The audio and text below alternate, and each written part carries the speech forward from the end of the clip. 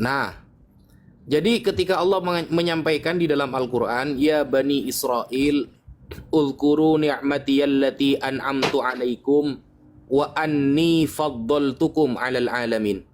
Wahai Bani Israel, ingatlah nikmat yang telah kuberikan kepada kalian, dan bahwa sungguh aku telah mengutamakan kalian sebagai umat terbaik atas semesta alam. Bani Israel pernah mendapatkan titel menjadi umat terbaik. Lalu titel tersebut Allah cabut. Kenapa Allah cabut? Karena Bani Israel menjadi umat terbaik itu bukan karena mereka bangsa pilihan, bukan. Tidak ada dalil bahwa Bani Israel sebagai bangsa pilihan, lalu mereka yang dianggap sebagai bangsa terbaik. Gak ada dalilnya. Gak ada. Yang ada itu, kenapa Bani Israel dulu menjadi bangsa pilihan? Karena ada orang terbaik di tengah-tengah mereka. Siapa? Yaitu Nabi Musa alaihi salam. Karena ada orang terbaik di tengah-tengah mereka, yaitu Nabi Musa, sehingga Bani Israel ikut menjadi harumnya Nabi Musa, sehingga mereka juga menjadi umat terbaik karena nabinya terbaik di zaman itu. Sama ketika kita dekat dengan tukang jual parfum, kita akan juga menjadi harum. Tapi ketika penjual parfumnya kita khianati, kita lempari batu, kita tendang, maka penjual parfum itu dipanggil oleh Allah, maka kita nggak akan harum lagi. Bani Israel harum karena keciuman parfum tersebut datang dari Nabi Musa. Nah, ketika kemudian Nabi Musa mengajarkan amar ma'ruf nahi mungkar kepada Bani Israel, ternyata Bani Israel membantah. Mereka tidak mau mengikuti perintah Nabi Musa. Akhirnya apa di dalam Al-Quran? Kanu la yatanahawna ammunkarim fa'alu. Gara-gara Bani Israel tidak melakukan amar ma'ruf nahi mungkar atas perintah Nabi Musa alaihissalam sebagai utusan Allah, maka lu'inal ladzina kafaru min Bani Israel ala lisani Dawud wa Isa bin Maryam. Tertulis dalam Al-Quran, Allah melaknat mereka orang-orang kafir dari Bani Israel melalui lisan Nabi Dawud dan lisan Sayyidina Isa bin Maryam. Dilaknat oleh Allah karena gak mau amar ma'ruf nahi mungkar. Maka sebagai ganti dari estafet umat terbaik, Allah keluarkan yang namanya umat Islam.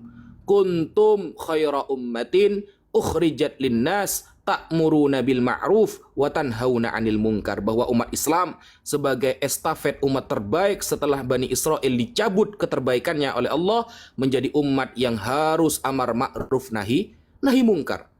Suatu saat, sahabat Anas bin Malik bertanya kepada Rasulullah. Sahabat Anas bin Malik sebagai pelayan Rasulullah bertanya, ya Rasulullah, wahai Rasulullah, mata yutrakul amru bil ma'ruf wan nahyu anil munkar. Kapan amar ma'ruf nahi mungkar itu akan ditinggalkan oleh umat Islam ini, wahai Rasulullah? Kapan umat Islam akan meninggalkan amar ma'ruf nahi mungkar itu? Maka Rasulullah menjawab, satu, kata Rasulullah, idza zaharat al-mudahanah fi khiyarikum. Amar ma'ruf nahi mungkar akan ditinggalkan oleh umat Islam ketika sudah jelas orang-orang sudah mulai mempertimbangkan hal yang enteng-enteng dalam hal agama, dan itu dilakukan oleh para pendakwah, para ulama, para kiai, para ustadz dari kalangan kalian.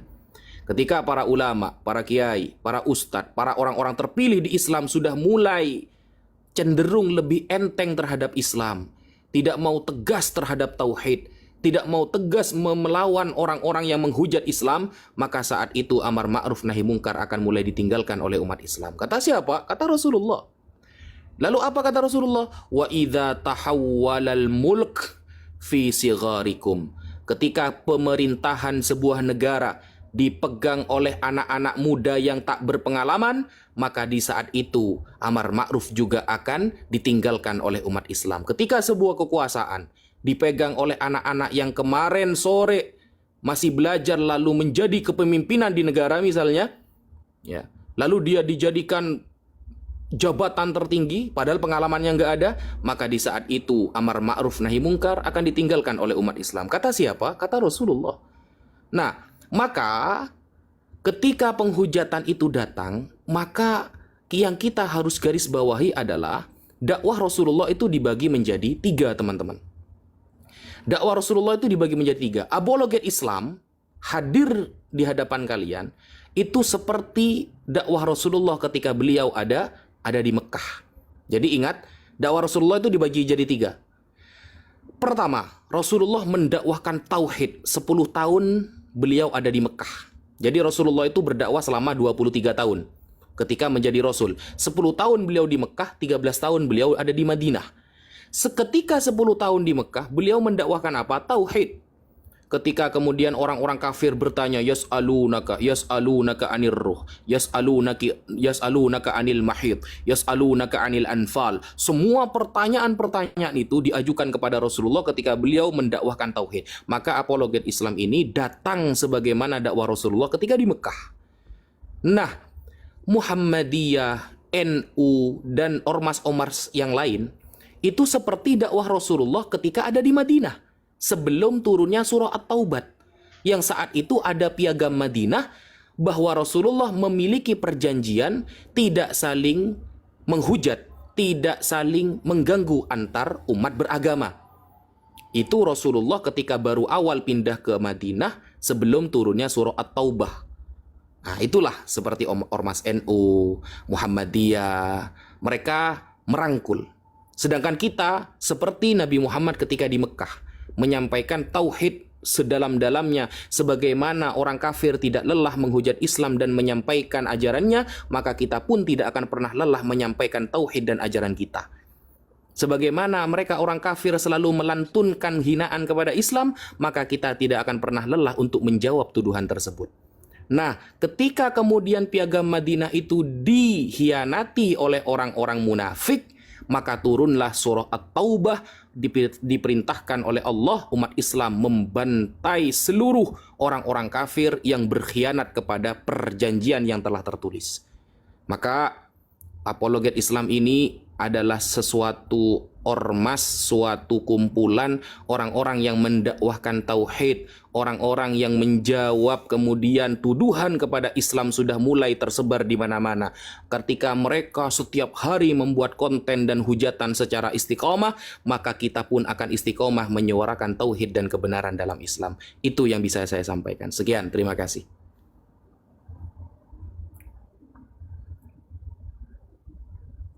Lanjut, yang lain. Ya, Masya Allah, keren banget. Ini kalau ada Oten pasti kepanasan ya. Silakan bagi teman-teman Aliteng yang mau diskusi, silakan naik ke atas. Tapi jangan kayak yang tadi ya, 4 orang Oten dibubukin Ustadz Wapi karena mereka keilmuannya hanya apa ya, modal congor doang. Kasihan Ustadz Wapi. Ustadz Wapi yang lemah lembut, yang sabar menghadapi Aliteng-Aliteng yang habis minum tua. Bahaya ini. Assalamualaikum warahmatullahi wabarakatuh, Gurunda, Ustadz, Akang, Kang Pera, Bunda Mila. Jumpa lagi. Waalaikumsalam Warahmatullahi wabarakatuh. Waalaikumsalam warahmatullahi wabarakatuh. Semoga sehat Di selalu. bawah ada yang membubarkan api tuh. Hah? Takut.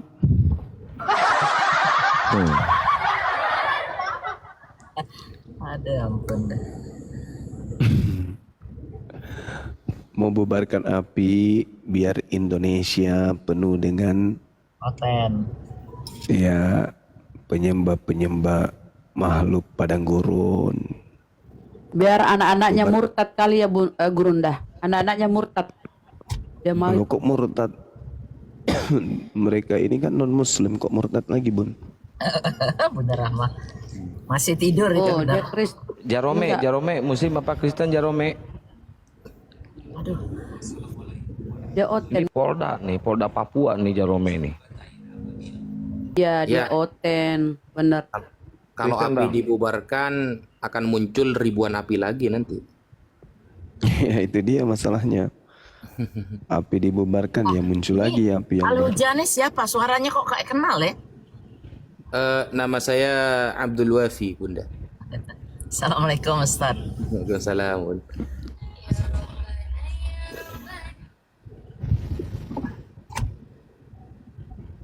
Jadi nanti insya Allah API akan menjadi ormas teman-teman secara resmi itu dia. Muhammadiyah dan Nahdlatul Ulama, dan teman-teman kita menampung semua umat Islam, mau dari apapun ormas teman-teman, kita menampung untuk satu tujuan, tapi ya bukan saling menghujat sesama Islam, bukan saling menjatuhkan sesama Islam, tetapi saling menguatkan bahwa kita sama-sama umat Rasulullah.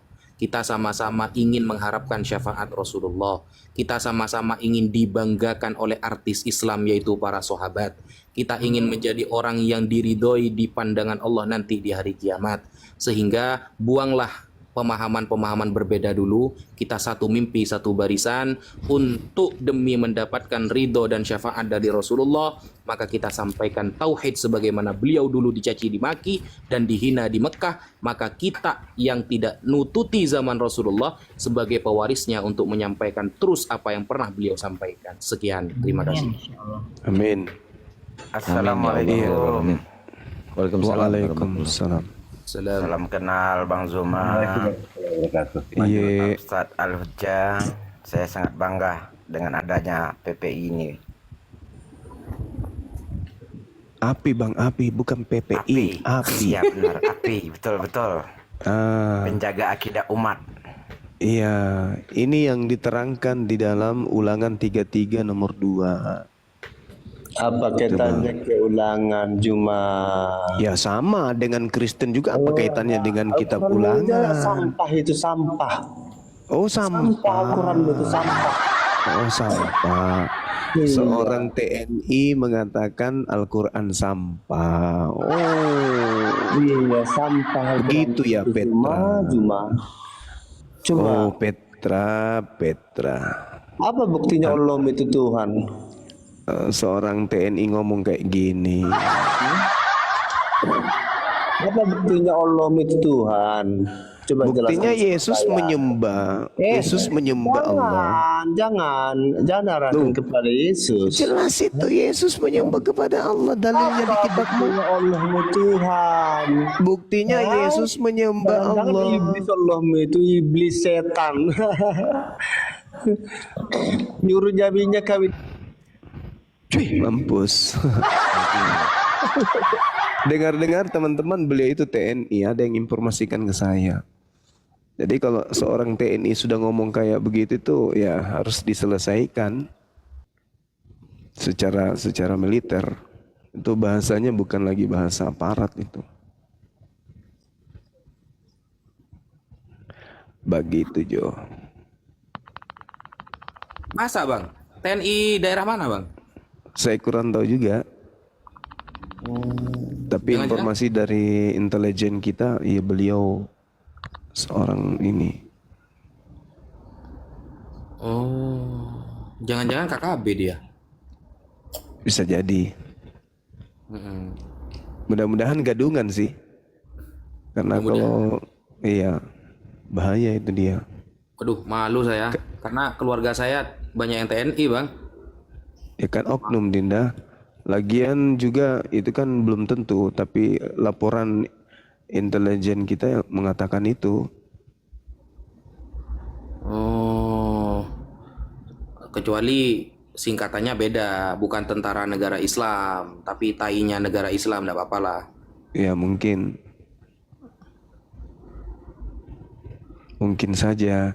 Karena masalahnya orang ini tidak pernah setiap naik komal pasti hujat. Tidak ada sisi di mana beliau itu naik komal itu mau bicara baik-baik. Pasti isinya sampah semua di mulutnya. Yang dimakan kan babi Bang. Itu dia. Itu kayak ada akun namanya Tersadarkan Bang. Katanya si Murtadin sih katanya. Nama aslinya Dedi. Dia bilang pada hari ini adalah hari di mana hewan-hewan dibantai. Hewan-hewan banyak dibunuh tanpa kasihan. Tuhannya sendiri dibunuh, dia sok-sokan. Pembantaian. Mending nyembelih sapi lah daripada nyembelih Tuhan.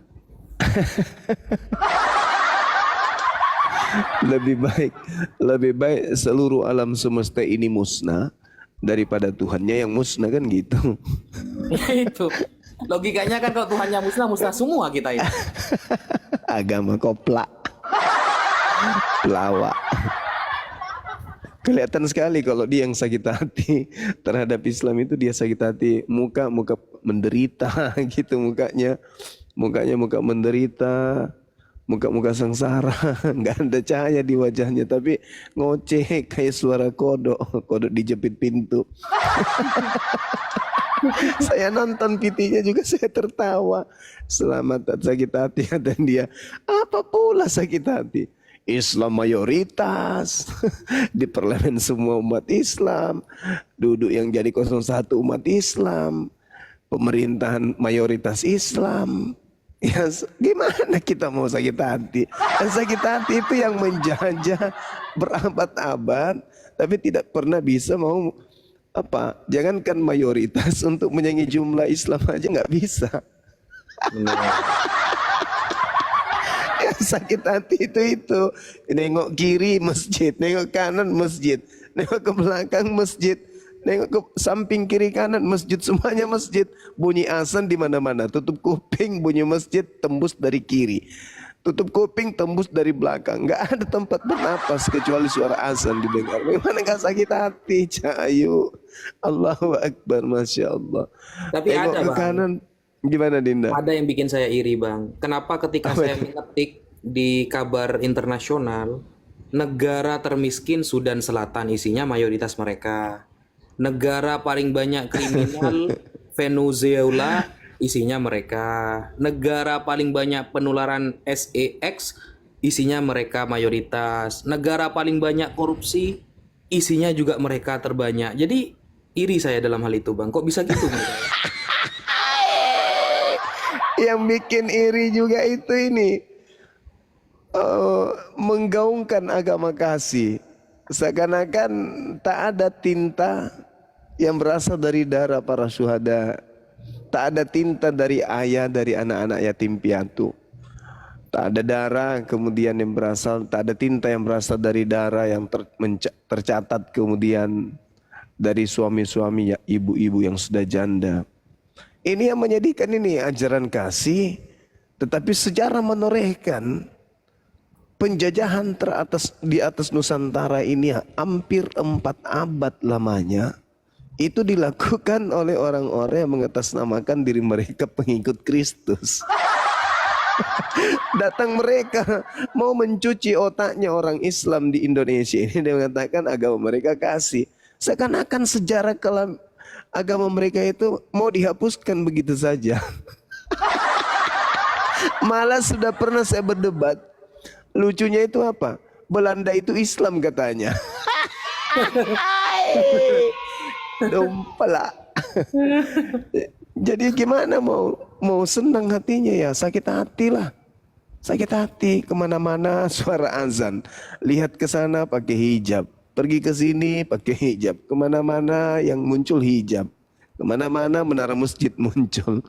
Jadi dia dari hutan ke hutan pingin memurtadkan orang dengan bagi-bagi Indomie. Sampai mandi pun sulit. Allahu Akbar. Saya lihat piti-pitinya, loh ini kok orang sengsara kali hidupnya.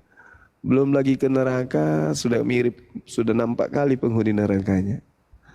Aduh. Hari pembantaian katanya. Hari pembantaian.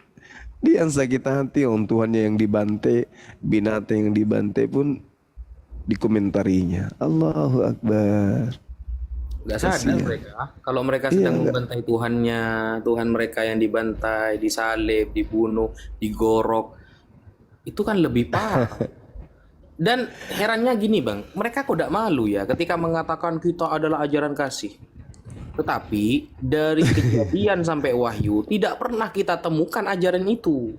Tetapi kalau kita mau nengok Al-Quran sedikit saja, buka halaman pertama Al-Quran, langsung Bismillah. Ar-Rahman ini kan Allah yang Maha Kasih kan. Iya betul. Kita tidak usah background kemana-mana ajaran kasih. Kita nengok Quran, ayat pertama saja bunyinya sudah Bismillahirrahmanirrahim. Dengan Maha menyebut kasih. nama Allah yang Maha Kasih lagi Maha Penyayang. Keren Quran, di awal sudah menjelaskan kasih. Dan mereka pada mulanya adalah Theos. Theos bersama Kurios. Kurios adalah apa ini katanya? Oke, buat teman-teman Aliteng yang mau diskusi silakan naik teman-teman Aliteng. Nanti kita kasih kursi. Ini Bang Bejo. Assalamualaikum warahmatullahi wabarakatuh. Bang Bejo. Waalaikumsalam warahmatullahi wabarakatuh. Yuk buat teman-teman Kristen kita diskusi yuk, naik yuk.